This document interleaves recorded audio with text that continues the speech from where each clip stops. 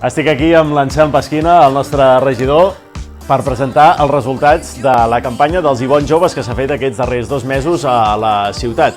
Els Ibons Joves són aquestes targetes de compra local destinades als joves d'entre 16 i 23 anys que es podien demanar aquests darrers 2 mesos. Resultats: 1.000 joves s'han beneficiat d'aquesta iniciativa i s'han venut un total de 4.900 bons. Aquest és un projecte que vam impulsar des del nostre grup a l'oposició amb la política útil que fem a l'Ajuntament, arribant a un acord amb el govern de la ciutat perquè acceptés dur a terme aquesta proposta que forma part del nostre programa. Ja sabeu que la gent jove ens preocupa i ens ocupa i aquest és un clar exemple del que volem per la gent jove d'Igualada.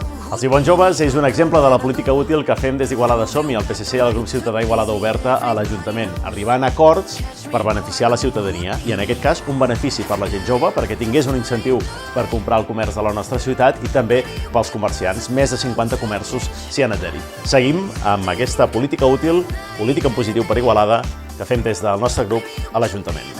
Som-hi!